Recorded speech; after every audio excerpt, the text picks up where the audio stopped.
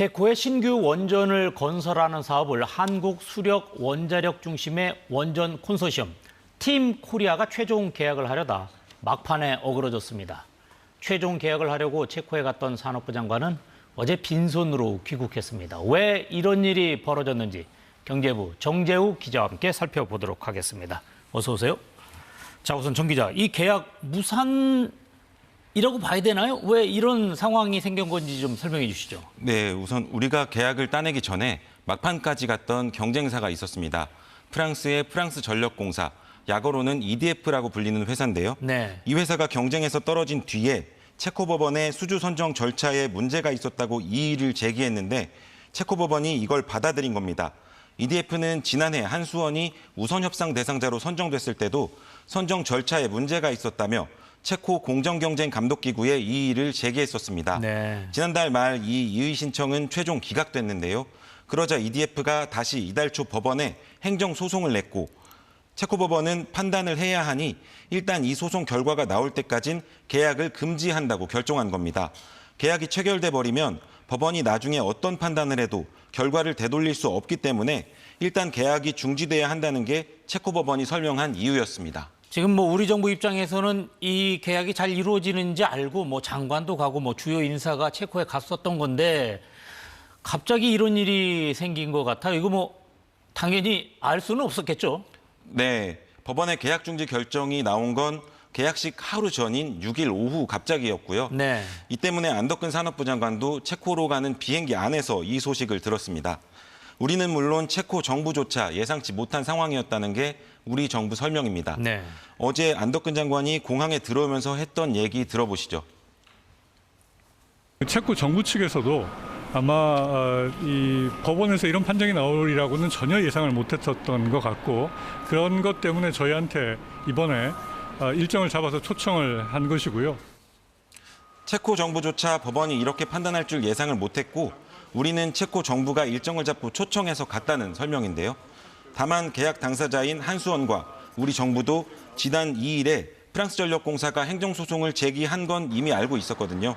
이런 점에서 조금 더 신중하지 못했던 게 아쉽다는 지적이 나올 수 있는 부분입니다. 자, 지금 이 사업 규모가 26조 원이나 되는 사업이라서 매우 큰 사업인데 어떻습니까? 지금 당장 계약에는 지금 차질이 생긴 것 같고 앞으로 일정도 불투명한데 이거 어떻게 됩니까? 우리 이 계속 수주에 문제 없는 겁니까?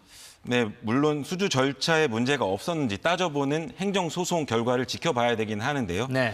다만 우리 측도 수주 전 절차 등에서 일절 문제가 없었다고 자신하고 있고 이 사업을 우리와 함께 하겠다는 체코 정부의 의지도 확고합니다. 네. 안덕근 장관 발언과 이번 사업 발주사인 체코 전력공사 측의 입장 차례로 들어보시겠습니다.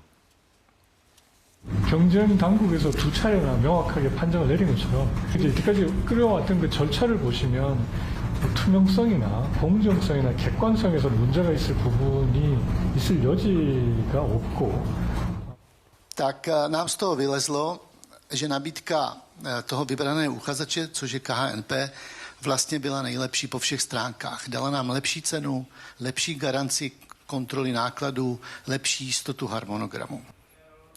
이 때문에 법적 리스크만 해소된다면 계약 자체에는 문제가 없을 거로 보입니다.